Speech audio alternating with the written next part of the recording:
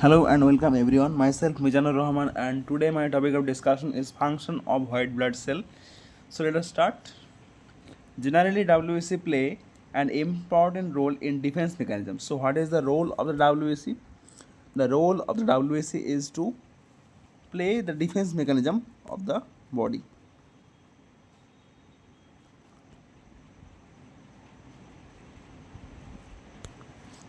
Now, these cells protect the body from invading organisms or foreign bodies and either by destroying or inactivating them.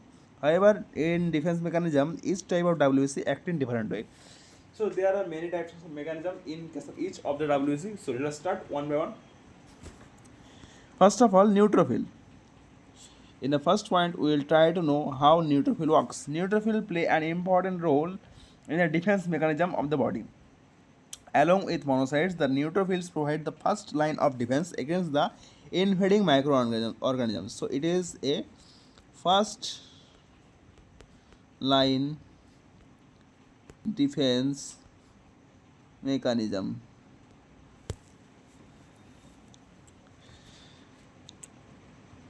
The neutrophils are the free cells in the body and wander freely through the tissue, and practically no part of the body is spared by these leukocytes. Now, substances present in the granules and cytoplasm of neutrophils. Now, granules of the neutrophils contain enzymes like the proteases, myeloperoxidase, elastase, metalloproteinase. So, these are the chemical substances. We will discuss in the chart later.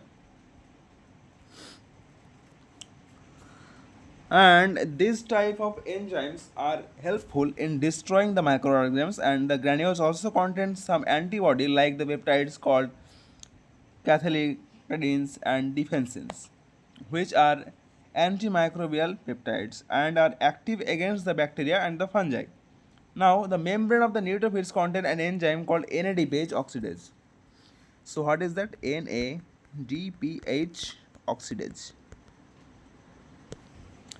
And it is the dihydronicotinamide adenine dinucleotide phosphate deoxidase. So what is this?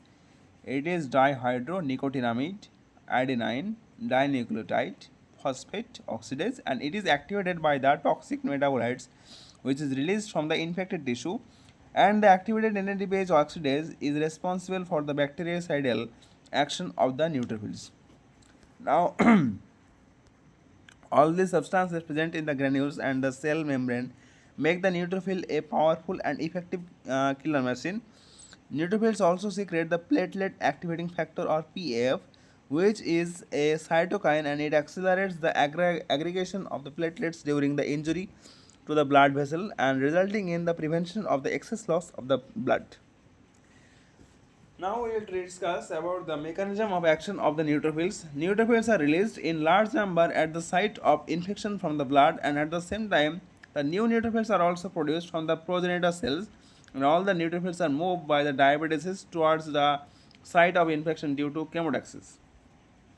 And the chemotaxis occurs due to the attraction by some chemical substances like chemoattractants, and which are released from the infected area, and after reaching the area the neutrophils surrounded the area and get adhered to the infected tissues, and chemoattractants increases the adhesive nature of the neutrophils so that all the neutrophils become sticky and get attached firmly to the infected area. Each neutrophil can hold about 15 to 20 microorganisms at a time, and the neutrophils start destroying the invaders then, and first these cells engulf the bacteria and then destroy them by the means of phagocytosis.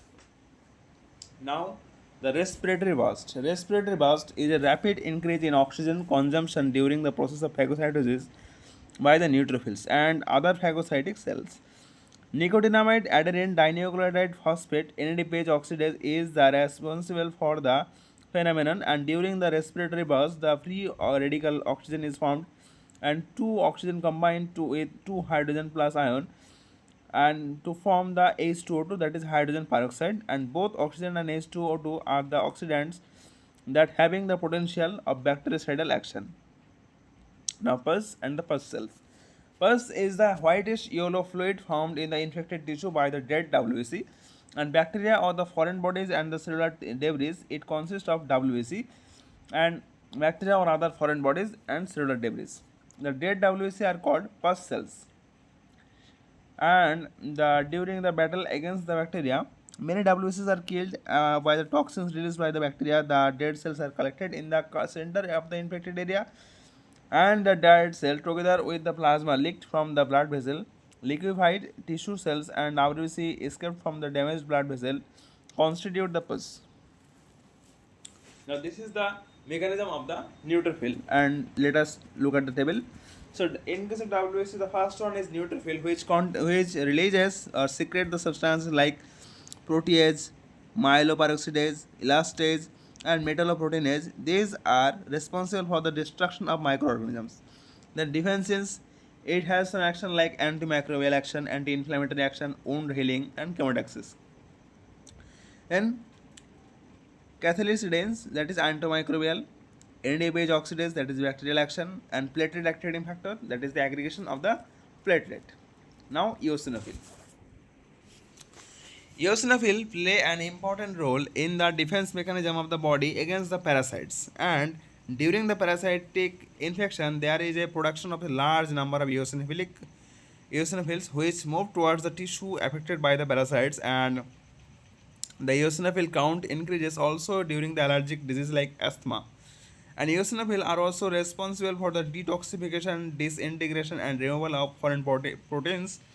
And the mechanism of the action of eosinophils, that is, eosinophils are neither markedly motile or nor phagocytic like the neutrophils, but some of the parasites are larger in size. Still, eosinophils attack them by some special type of cytotoxic substances present in their granules, and whenever they released over the invading parasites and from the granules, these substances become lethal and destroy the parasites, and the lethal substances present in the granules of the eosinophil are released at the time of exposure to parasites or the foreign proteins are eosinophil peroxidases, and the enzyme is capable of the destroying helminths, that is parasitic worms, and the bacteria and the tumor cells.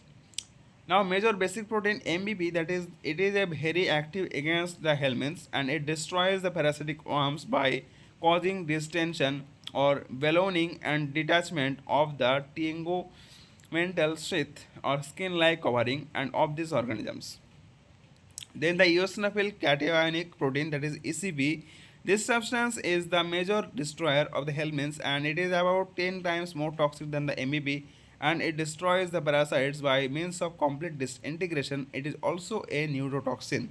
Now, eosinophil derived neurotoxin, that is, it is destroy the nerve fibers, particularly the myelinated nerve fibers. And the cytokines, it is a cytokines such as interleukin 4 and the interleukin 5 accelerate the inflammatory responses by the activating the eosinophil, and this cytokine also kill the invading organisms. Now, the WBC eosinophil, the released substances are eosinophil peroxidase, that is destruction of worms, bacteria, and tumor cells. Then major basic protein like destruction of worms, and eosinophil cationic protein, that is destruction of worms, neurotoxic action, and eosinophil derived neurotoxin, that is neurotoxic action, and interleukin 4 and 5, that is acceleration of the inflammatory response and destruction of invading organisms. So these are all about today's lecture. So if you summarize, we have discussed about the neutrophil and the eosinophil. These are the WBC, which has an important role in defense mechanism.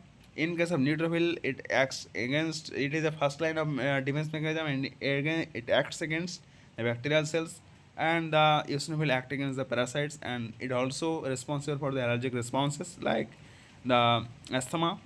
And we have also discussed about the pus formation, and we have known a detail about the pus. What is the pus? Pus is the aggregation of the WBC, dead WBC bacteria or the foreign bodies and the cellular debris, and the dead WBC are called the pus cells.